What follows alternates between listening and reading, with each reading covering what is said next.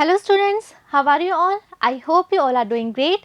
I am Neha Radvanshi and I welcome you all in our today's class, that is English class of class 10. So students, in the previous video we have completed reading with our fifth poem from the book First Flight. The name of the poem is The Ball Poem. Okay, so we have completed the explanation and we have discussed all the literary devices that were there in the poem. Okay, so in this video we will see the comprehension part. We will solve the questions that are there in the chapter. So let's begin. Question first. Why does the poet say, I would not intrude on him? Why doesn't he offer him money to buy another ball? Okay, so in the first question we are given with one sentence from the poem. The sentence is, I would not intrude on him. Okay, now we are asked that why does the poet say so? जो poet था जब थे वो देख रहे थे कि उनके सामने वो जो boy है, वो जो little boy है, he is standing there and he is very upset, he is very sad. तो जो poet थे वो क्यों नहीं जा रहे थे उसके पास to comfort him, to console him, और उन्होंने ऐसा क्यों कहा कि he would not interfere, he would not go to him and he would not intrude to the boy. Okay, secondly हमें बताना है कि जो poet थे उन्होंने उस boy के पास जाके उसको money offer क्यों नहीं किया कि he will buy another ball, we will buy another ball with this money, ऐसा उन्होंने क्यों नहीं कहा. Okay, so let's see the answer. The poet does not want to intrude so that the boy can get a chance to learn the real truth of life. So the reason कि जो poet थे वो अपने सामने उस boy को इतना upset देखते हुए भी उसके पास नहीं गए just to comfort him, or we can say just to console him. So the reason is because the poet wanted that the boy can get a chance to learn the real truth of life. Okay, so चाहते थे कि ये boy जो इतना upset है, इतना sad है, ये अपने इसी sadness की वजह से he will learn the real truth of life. Okay, and what is the real truth of life? The real truth is that we have to accept the loss, we have to move on, we have to stand up, right? He has to learn to accept the loss. So what is the real truth? Real truth is that he has to learn to accept the loss. उसको ये चीज़ सीखनी होगी कि जो चीज़ें हमारी beloved चीज़ें हैं, beloved persons हैं, वो हमसे दूर ऐसे ही जाएंगे हमसे, और एक बार वो जाने के बाद वापस हमारे पास लौट के नहीं आएंगे. But we have to accept this thing, we have to move on, we have to stand up again. The loss means the most important thing or relationship. और जो loss है वो कुछ भी हो सकता है, चाहे वो आपकी कितनी ही beloved कोई चीज़ हो, कोई आपके लिए कोई most important thing हो, या फिर आपके कोई relationship हो, आपका कोई beloved person हो, someone that is very near, very close to your heart. Okay, so कोई भी हो सकता है, it can be something or someone, लेकिन वो सब gradually जैसे जैसे time और ज़्यादा spend होगा, जैसे जैसे आप बड़े होगे, बहुत सारी चीज़ें, बहुत सारे persons आपसे दूर जाते जाएंगे. But you have to accept the loss and you have to again move on, you have to again stand up. Okay, और जो poet थे वो चाहते थे कि वो जो boy है वो चीज़ को सीखे, इसीलिए वो उसको पास जाके उसको अपने आप से वो comfort नहीं देना चाहते थे. वो चाहते थे कि जो boy है वो अपने इस loss से ये जो learning है, ये learning वो खुद अपनी सीखे. Okay, he doesn't offer him money. और सेकंड क्वेश्चन था कि पॉइंट ने उसको मनी ऑफर क्यों नहीं किए कि we will buy some another ball, we will buy one more ball. So क्या रीज़न था? Because this loss can't be compensated with any money or anything. क्योंकि जो लॉस था, उस बॉय की जो बॉल लॉस हो चुकी थी, उस बॉल की जगह जो थी वो दूसरी बॉल नहीं ले सकती थी. वाई? क्योंकि उसकी सिर्फ एक बॉल ही नहीं खोई थी उस दिन, बल्कि उसकी जो मेमोरीज थी, उसके जो इमोशंस थे, उसकी जो फीलिंग्स थी, that were attached with that ball, वो सभी भी वो खो चुका था. सो जो अगर वो दूसरी बॉल ले भी आएंगे तो भी उस चीज़ को वो कंपनसेट नहीं कर पाएंगे, उस चीज़ की कमी वो पूरी नहीं कर पाएंगे. No other ball will bring back the memories associated with that ball. So अब चाहे ये कितनी भी बॉल न्यू ले आए, लेकिन कोई भी नई बॉल उन मेमोरीज को वापस नहीं ला पाएंगी, उन मेमोरीज को रिवाइव नहीं कर पाएंगी, रिफ्रेश नहीं कर पाएंगी. The memories that were associated with that ball that has lost. Okay, money is external in this matter. और इस पूरे मैटर में फीलिंग्स, इमोशंस, मेमोरीज के मैटर में जो मनी है, that is something that is very external, it is not at all involve in this matter. Right, next question. Staring down all his young days into the harbor where his ball went. Okay, again we are given with some lines of the poem. So the lines are staring down all his young days into the harbor where his ball went. Now the question is, do you think the boy has had the ball for a long time? Is it linked to the memories of days when he played with it? So after reading this line, what is our idea? What do we think? So we have to tell that, do we think that this this boy he has this ball for a long time, ये जो ball उसने आज खो दी है, ये ball उसके पास बहुत टाइम से थी। क्या हमें ये आइडिया मिलता है इन लाइंस को पढ़ के। और सेकेंडली हमें बताना है कि जो उसके मेमोरीज थी उस बॉल के साथ, जब वो बॉल के साथ खेला करता था तो उसकी जो मेमोरीज थी वो क्या क्या मेमोरीज उस बॉल के साथ लिंक थी, एसोसिएटेड थी, कितनी मेमोरीज उसके साथ एसोसिएटेड थी, वो हमें बताना है। Okay, so let's see the answer. Yes, the boy had it for a long time. So after reading the poem, after reading those lines, we can say it is very clear, it is very obvious that this boy had that ball for a long time. It is seen in staring down all his young days, and we can say so, we can claim this thing when we read this line that he was standing there staring down all his young days. So वो जो ball थी, वो ball associated थी, उसकी बहुत सारी memories जो थी उसके young days की, वो सारी मेमोरीज जो थी उस बॉल के साथ एसोसिएटेड थी। सो ये लाइंस पढ़ के हम कह सकते हैं कि हाँ, इस बॉय के पास ये बॉल बहुत टाइम से थी, जब एक बहुत छोटा बच्चा हुआ करता था तब से इस बॉल से खेल रहा है और अब तक ये बॉल उसके पास रही थी, उसके साथ रही थी। तो बहुत सारी मेमोरीज जो हैं वो उसकी उस बॉल के साथ कनेक्टेड हैं, एसोसिएटेड हैं।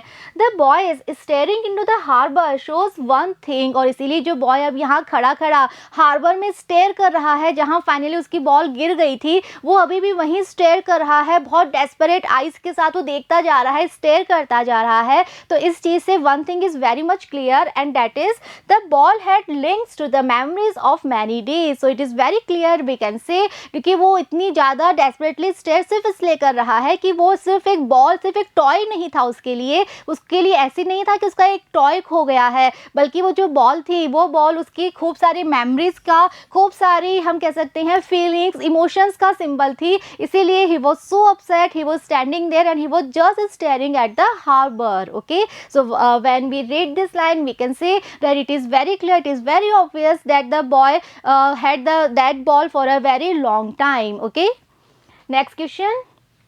What does in the world of possessions mean? So in the poem we read this phrase in the world of possessions, so we have to tell in this question that what does this mean, इस बात का क्या मतलब है in the world of possessions. Okay, so let's see the answer. The world of possessions means that the world is full of materialistic things. So क्या मतलब है world of possessions का? Possession means to have something. Okay, और ये जो word है, ये word पूरा ही क्या है, possession का है। हमारे पास कितनी सारी चीज़ें होती हैं, कितनी सारी चीज़ें, कितनी सारी स्टफ थिंग्स जो होती हैं उनको, वो हमसे रिलेटेड होती हैं, वो हमारी होती हैं। ओके, सो इसका क्या मतलब है, जितनी भी मटेरियलिस्टिक थिंग्स होती हैं उनको शो करता है ये word possession. Okay, we have many things in a life, तो हमारी लाइफ में बहुत सारी चीज़ें हमारे पास होती है। Okay, so as a student आपके पास भी आपके कितने सारे टॉयज़ हैं, आपकी ड्रेसेस हैं, आपके फुटवेयर्स हैं, आपके स्कूल का, आपकी पढ़ाई का सामान, आपकी बुक्स, नोटबुक्स, आपकी स्टेशनरी, तो ये सारी चीज़ें क्या हैं, these all things are your possessions. Okay, और ये सब चीज़ें क्या होती हैं, these are materialistic things. We have many things in a life. Materialistic things are those things which bring comfort and luxury in life. और मटेरियलिस्टिक थिंग्स का मतलब क्या होता है, वो चीज़ें जो हमारी लाइफ को और ज़्यादा कंफर्टेबल और लग्जेरियस बना देती हैं। The things that bring comfort and more luxury in our life are known as materialistic life. Okay, materialistic things. Okay, so हमारी लाइफ में बहुत सारी मटेरियलिस्टिक थिंग्स होती हैं और उन्हीं के लिए वर्ड यूज़ किया गया है, the word of possessions. Right, next question. Do you think the boy has lost anything earlier? Pick out the words that suggest the answer. So in next question we have to tell that what is our idea, what do we think that the boy has lost something earlier. क्या इस boy ने इससे पहले भी कभी कुछ loss किया है?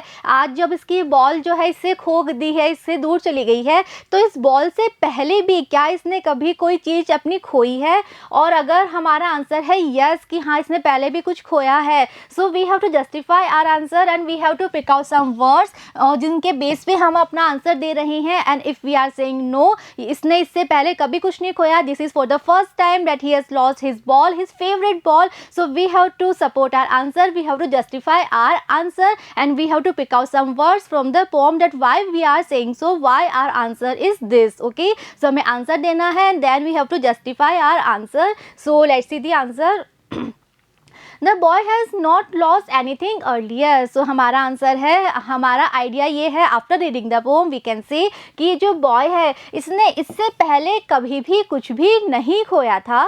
The words that suggest the answer, now he senses his first responsibility. और हमारा ये आंसर क्यों है, why we are saying so, because in the poem we read this line that now he senses his first responsibility. So in the poem this line was there. So इस line से हमें clearly पता चलता है कि ये for the first time हो रहा था उसकी लाइफ में कि उसकी इतनी फेवरेट चीज़, something that was very close to his heart जो थी वो उसने खो दी है। So he was having this experience for the first time, that's why he was so upset कि वो बिल्कुल ही, हम कह सकते हैं, वो स्टिफ हो गया था, रिजिड हो गया था, मोशनलेस हो गया था, and he was just standing there and he was just staring down towards his ball. Okay, और साथ में ये लाइन जब हमने पढ़ी कि that he was having the first sense of responsibility, so now it is very much clear कि point हमसे यही कहना चाह रहे हैं कि इस बॉय की लाइफ में ऐसा फर्स्ट टाइम हुआ है कि उसकी कोई चीज़ उससे खो गई है। Okay, next question, what does the poet say? The boy is learning from the loss of the ball. Try to explain this in your own words. So next question is, हमने पोम में पढ़ा था कि poet कह रहे थे कि अब जब इस बॉय की बॉल खो दी है, so इस लॉस की वजह से he will learn a lesson, he will learn the real truth of life. Okay, so वो क्या लर्निंग है जो इस बॉय को आज मिलेगी जब उसकी बॉल उसे खो गई है, तो बॉल के खोने की वजह से what learning he will now get. Okay, so इस चीज़ को we have to explain in our own words. Okay, so let's see the answer. The poet means that the boy will learn the real truth of life. So इस बात का ये मतलब है, poet ये कहना चाहते हैं कि ये जो boy है ये अपनी लाइफ का रियल ट्रुथ जो है वो आज जान पाएगा जब इसने अपनी बॉल खो दी है। So now he will learn the real truth of life. He will learn how to move on in life despite of heavy loss. And what is the real truth of life? Real truth life का ये है कि हमारी life में चाहे कितना भी loss क्यों ना हो जाए, finally we have to stand up and we have to move on. Okay, this is very normal and natural feeling in everyone's life when they lost either something or someone. So ये अगर हमारी life में भी ऐसा हो जाए कि अगर कोई चीज़, some object or some person, someone that is very clear, very near or very close to our heart, अगर वो हमसे दूर चला जाए, so it is very normal and natural feeling कि हम भी upset होंगे, हमारे मन में भी sadness होगी. This harsh reality that lost things never come back make people strong enough to live their life by accepting the truth. But what the poet's message in this poem, the poet यही कहना चाहते हैं कि एक बार sadness होना, एक बार दुखी होना तो नॉर्मल है, एक नेचुरल फीलिंग है। ओके, लेकिन ये रियलिटी जो है, जो कि एक्चुअल में बहुत हार्श है, कि एक बार कोई चीज़ अगर आपने खो दी है and then that thing will never ever come back to you again. So वो चीज़ आपके पास वापस लौट के कभी नहीं आएगी। और अगर एक बार आपने इस रियलिटी को एक्सेप्ट कर लिया, if once you are able to accept this reality, you are able to accept the loss, then only you will be strong enough to live the life by accepting the truth. Okay, तो अगर हम इस truth को accept कर लेते हैं तभी हमारे अंदर वो स्ट्रेंथ आती है that we can move on, again we can stand up. Okay, so यही वो लर्निंग है जिसके बारे में पोएट यहाँ बात कर रहे थे कि आज जब इस बॉय ने अपनी बॉल खो दी है, तो इस बॉल को खोने की वजह से now he will learn the greatest lesson of his life. Now he will learn the harsh reality of life, that in life there will be many chances when we will lose something or someone that is very near to our heart, but we have to accept the loss and then we have to move on, then we have to stand up again. Okay, so students, here we have completed all the questions that are given in the chapter. I hope the poem and the question answers, everything is very much clear to you all. In the next video we will start with our next chapter, so see you in the next video. Thank you.